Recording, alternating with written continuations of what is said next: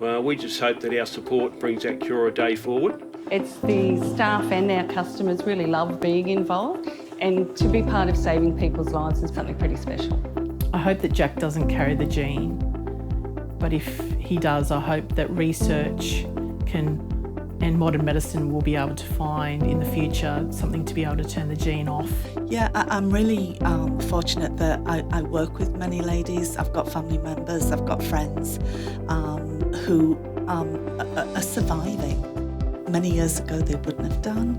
My hopes with regard to the research is more for my granddaughters. I'd hate to see them go through the uncertainty, the worry, the fear that I experience. We know that new treatments are required for these patients, and without trials, it's just not going to happen.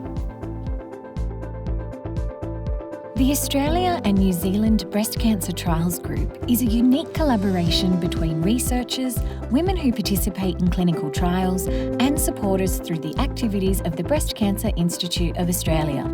Through our focus on breast cancer clinical trials, we've been working in partnership for 40 years to save the lives of women diagnosed with breast cancer or who are at high risk.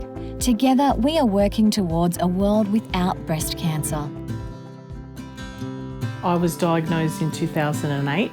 I was 32. My mum had ovarian cancer in the late 90s, and she passed away when she was 46 and I was 22.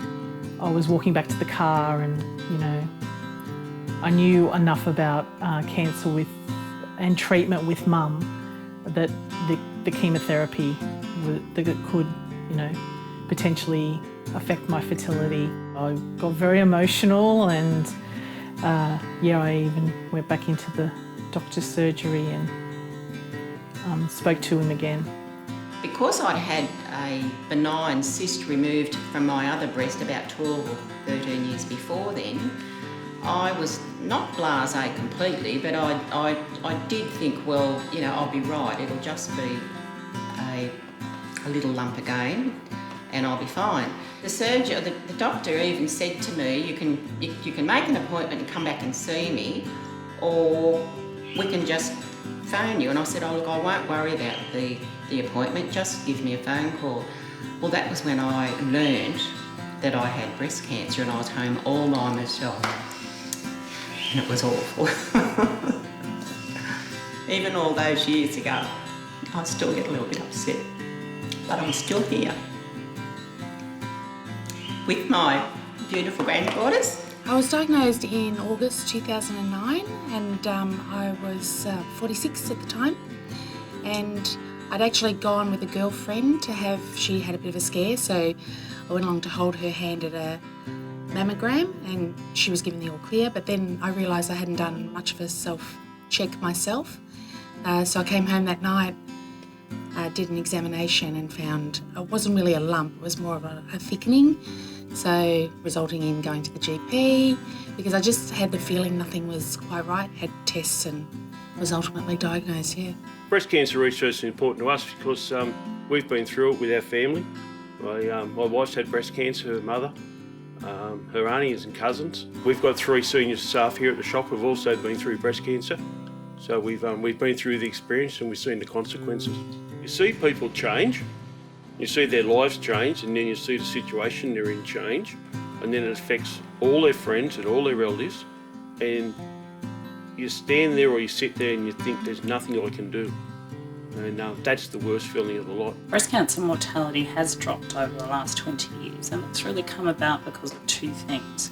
One was better screening and early detection, and the second one was the use of drug treatment after surgery. So if you go back 30 years, the surgeon would say to the woman with breast cancer, got it all out, and about half the time he would be right. The other half of the patients would experience a recurrence and die of their disease. So we know now if you give drug treatment after surgery to people at high risk, you can really improve survival rates, now up into the 90% for most people. And that's a massive step forward. For me, the importance of participating in a clinical trial was I have a daughter, and I would like to hope that in the future her chance of getting breast cancer would be reduced, if not at all.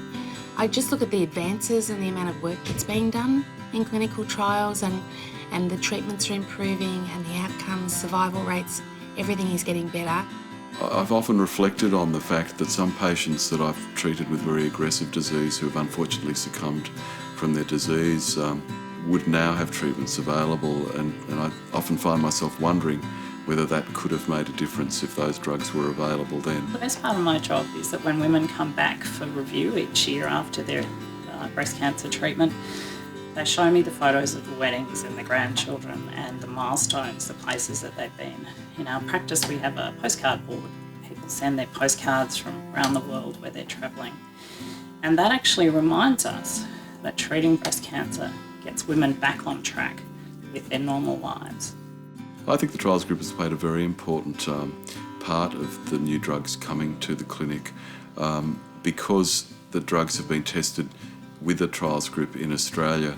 It's helped to fast-track the delivery of those drugs to the clinic.